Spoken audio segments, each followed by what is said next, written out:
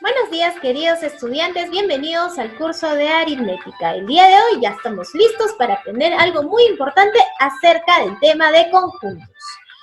En el curso de aritmética, nuestro propósito del día es resolver operaciones entre conjuntos de diferencia y diferencia simétrica. Operaciones entre conjuntos de diferencia. Estamos observando el símbolo, utilizamos el símbolo menos. ¿Qué quiere decir? Que solamente voy a considerar los elementos de A o solo B. La diferencia simétrica es lo que no se repite, es decir, los elementos que no tienen en común ambos conjuntos, menos la intersección.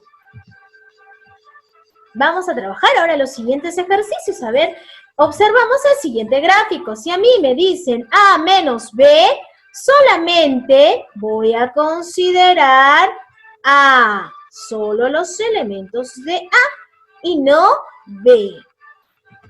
Observamos el siguiente gráfico. B menos A, solo B y no A. Si nos presentan dos conjuntos disjuntos, E menos F, ¿qué vamos a tomar en cuenta? Vamos a tomar en cuenta todo el conjunto E menos el conjunto F. Si a mí me presentan el siguiente gráfico y me dicen C menos D, vamos a considerar todos los elementos de C menos D. Si hablamos de diferencia simétrica, recuerda, es lo que no se repite. Observamos el siguiente gráfico. La diferencia simétrica en estos dos conjuntos es solo A y es solo B menos la intersección, es decir, los elementos que no tienen en común ambos conjuntos. Si tenemos dos conjuntos disjuntos, tenemos el conjunto A y el conjunto B. Entonces, si son disjuntos, no tienen elementos comunes. Por lo tanto, ¿qué consideramos? Ambos conjuntos. Si nos presentan el siguiente gráfico, nos dice A diferencia simétrica de B. Lo que no tienen en común, ¿qué voy a considerar? Solamente A y no B. Bien, vamos a resolver entonces nuestras actividades. Observas el diagrama. Tenemos dos conjuntos. El conjunto P, cuyos elementos son 27, 31, 33, 41, 48 y 53. Y el conjunto Q, cuyos elementos son 48, 53, 60, 67, 75 y 80. Recuerda que los números siempre se separan por punto y coma. Bien, si nos piden P menos Q quiere decir que voy a considerar solo P y no Q. ¿Qué elementos entonces va a tener mi diferencia de P menos Q? Va a tener 27, 31, 33 y 41. Si a mí me dicen Q menos P, consideramos solamente Q y no P, ¿ya? ¿Qué elementos entonces va a tener? Va a tener 60, 67, 75 y 80.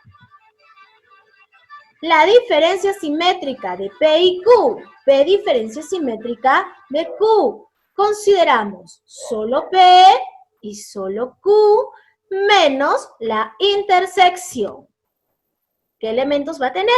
27, 31, 33, 41, 60, 67, 75 y 80.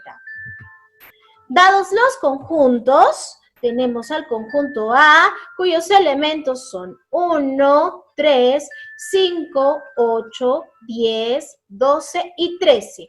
Y al conjunto B, cuyos elementos son 2, 4, 6, 8, 10 y 12. Vamos a graficar y vamos a hallar. Graficando, vamos a poner dentro de nuestra intersección a los elementos que se repiten, a los elementos comunes, 8, 10 y 12. Y solamente A va a tener 1, 3, 5 y 13. Y B, 2, 4 y 6.